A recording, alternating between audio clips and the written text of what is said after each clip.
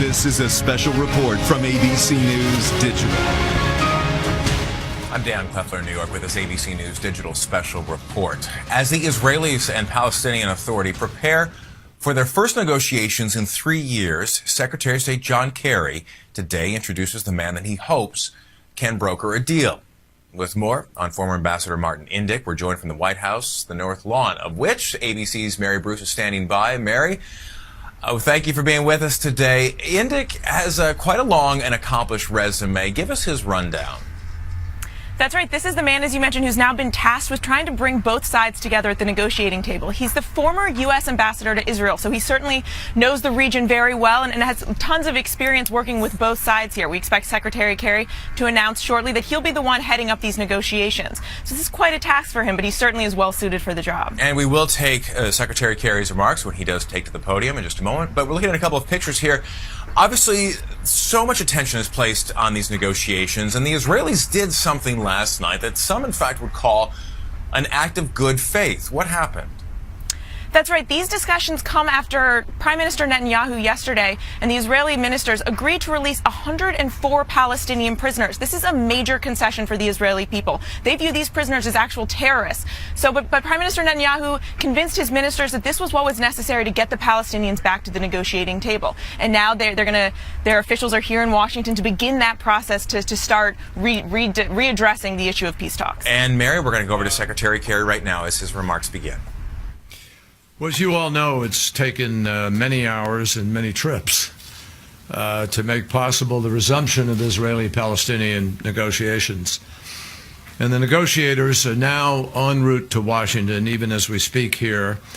And I will have more to say about the journey to this moment and what our hopes are after our initial meetings conclude tomorrow.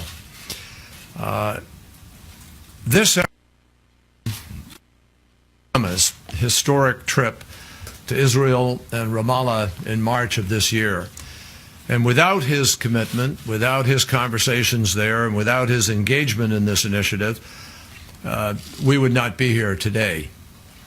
The President charged me directly with the responsibility to explore fully the possibility of resuming talks, and in our meetings with President Abbas and Prime Minister Netanyahu, he conveyed his expectations for this process.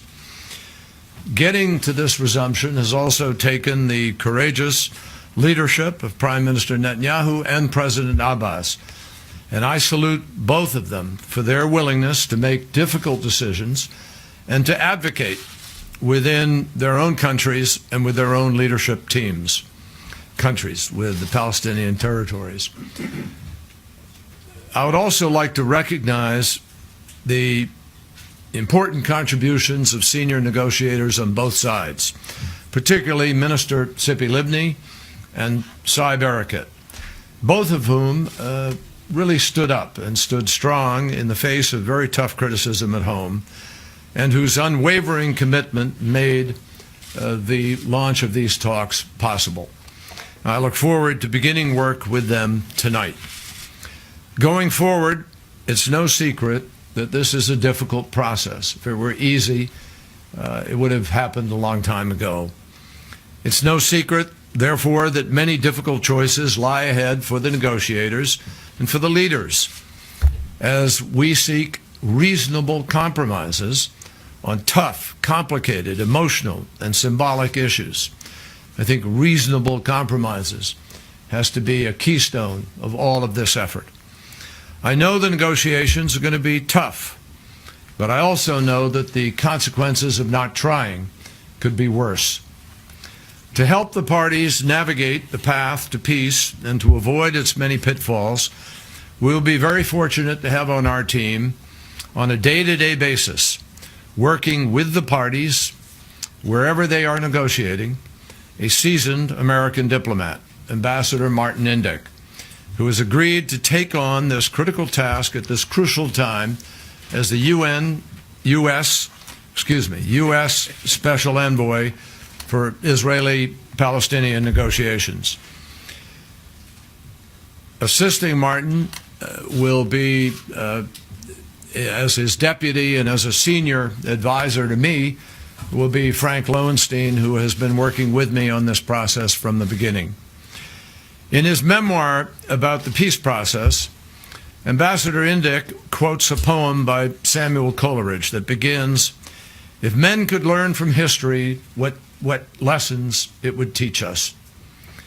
Ambassador Indyk brings to this challenge his deep appreciation for the history of the Israeli-Palestinian conflict. And from his service under President Clinton, Secretary Christopher, and Secretary Albright, he brings a deep appreciation for the art of U.S. diplomacy in the Middle East. That experience has earned Ambassador Indyk the respect of both sides, and they know that he has made the cause of peace a mission. He knows what has worked, and he knows what hasn't worked, and he knows how important it is to get this right. Ambassador Indyk is realistic. He understands that Israeli-Palestinian peace will not come easily, and it will not happen overnight.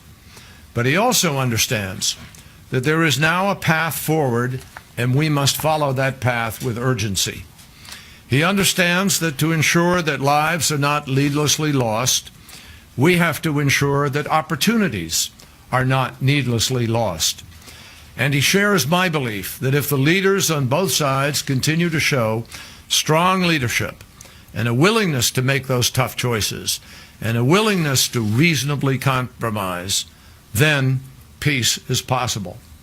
So, Martin, I'm grateful that you've agreed to take a leave from your post at the Brookings Institution to serve once again in this most important role, and I know that you are eager to get to work, as am I.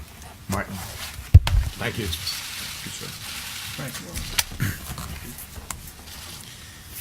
Mr. Secretary, thank you very much for that generous introduction and for vesting in me such important responsibilities. I am deeply honored to serve you and to serve President Obama in your noble endeavor to achieve Israeli-Palestinian peace. The fact that later today, Israeli and Palestinian negotiators will sit down in this building to resume final status negotiations after a 3-year hiatus is testament to your extraordinary, tireless efforts, backed by President Obama, to try to resolve this intractable conflict. President Obama made the case so eloquently in his historic speech in Jerusalem in March of this year, when he argued to an audience of young Israelis that, quote, peace is necessary, peace is just, and peace is possible. And you, Mr. Secretary, have proven him right. You've shown that it can be done. I couldn't agree more with President Obama. It's been my conviction for 40 years that peace is possible, since I experienced the agony of the 1973 Yom Kippur War as a student in Jerusalem. In those dark days, I witnessed firsthand how one of your predecessors, Henry Kissinger, brokered a ceasefire that ended the war and paved the way for peace between Israel and Egypt. Because of your confidence that it could be done, you took up the challenge when most people thought you were on a mission impossible. And backed by the President, you drove the effort with persistence, patience, and creativity. As a result, today, Prime Minister Netanyahu and President Mahmoud Abbas have made the tough decisions required to come back to the negotiating table. I am therefore deeply grateful to you and to President Obama for entrusting me with the mission of helping you take this breakthrough and turn it into a full-fledged Israeli-Palestinian peace agreement. It is a daunting and humbling challenge, but one that I cannot desist from. I look forward with great excitement to working with you, President Abbas and Prime Minister Netanyahu and their teams to do our best to achieve President Obama's vision of two states living side by side in peace and security. I also look forward to working with the team that you are assembling, starting with Frank Lowenstein, who, as you said, has made such an important contribution to getting us to this point, and who will be my partner in this endeavour. 15 years ago, my son, Jacob, who was 13 at the time, designed a screensaver for my computer. It consisted of a simple question that flashed across the screen constantly. Dad, is there peace in the Middle East yet? I guess you could say, Mr. Secretary, that he was one of the original skeptics. But behind that skepticism was also a yearning. And for 15 years, I've only been able to answer him, not yet. Perhaps, Mr. Secretary, through your efforts and our support, we may yet be able to tell Jake, and more importantly, all those young Israelis and Palestinians who yearn for a different, better tomorrow, that this time we actually made it. Thank you. Thank you, sir. Great statement. Terrific. Thank you very much. All right, grab your books and move on. Thank you all. We'll see you later. Thank you. All right, so that gentleman speaking there is Martin Indyk. He is the former ambassador to Israel, sharing a personal narrative there about his efforts in the Middle East peace process there. And he will be leading the discussions in Washington, D.C., as representatives from both Israelis and Palestinians are making their way to D.C. tonight. They'll be holding meetings this evening and then tomorrow as well.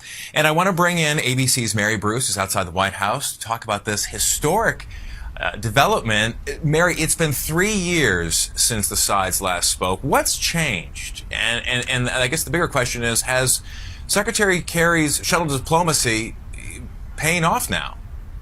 Right. This comes at a really critical time for the Obama administration. President Obama was criticized during his first term for not doing enough to jumpstart these negotiations. Again, Secretary Kerry now has made this a top priority. He's visited the Middle East 6 times since he took office. As you mentioned, he's showing that shuttle diplomacy is clearly alive and well. But this also gives a chance for the president to show that his administration takes this issue seriously and that they're doing everything they can to jumpstart this process and restart negotiations. And so who will be representing both sides on their way to D.C.? That's right. President Abbas and Prime Minister Netanyahu have both sent their top aides to Washington. Tonight, they'll sit down for a working dinner with Secretary Kerry at the State Department. And this is really to have talks about talks. This is the first step in this very long, arduous process. We expect they'll be talking about a lot of logistics, a lot of discussions about the schedule, where these negotiations will happen, who will be at the table. But this is the first chance for them to have that face-to-face meeting and to really start this process. Tomorrow, they'll meet again in Washington before returning home. And then the next time they meet, we expect will be in the Middle East, and that Ambassador Indyk will be there to lead the charge. Now, we, of course, have the Israeli government and, of course, the Palestinian Authority from the West Bank. What about Hamas? Are they playing a key role in these discussions? We don't expect them to play a key role in this discussion, but obviously it's always the elephant in the room. They are always there in the back of everyone's minds. But this is really a discussion between President Abbas and Prime Minister Netanyahu.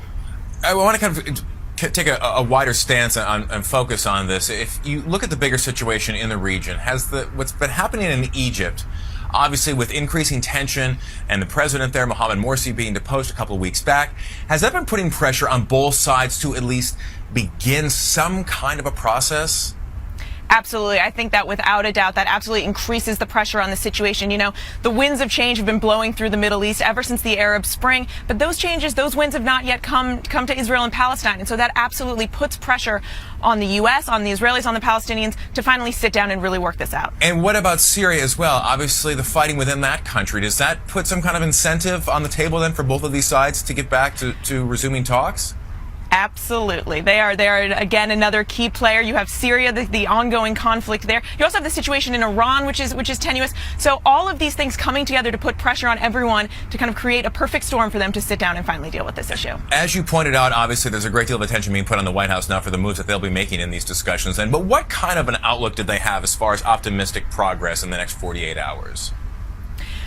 Like I said, this is a very long process, and they're sitting down today to start that conversation, to start discussing how they want to discuss this going forward. So I wouldn't expect anything coming out of the next 48 hours, but this is a very important symbolic moment. This is the beginning of this process. After 3 years since they last spoke, this is really that critical moment where they begin to see where this can go forward, and the White House is optimistic that this will be the beginning of an important dialogue. The talk about the talks, the first step in the process. ABC's Mary Bruce outside the White House. Mary, thank you for that. that. Again, a new round of Israeli-Palestinian peace talks begin this evening in Washington, D.C. Former Ambassador to Israel, Martin Indyk, will be the lead mediator in those proceedings. For a full write-up, check out abcnews.com. But for now, I'm Dan Kleffler in New York with this ABC News Digital Special Report. This has been a special report from ABC News Digital.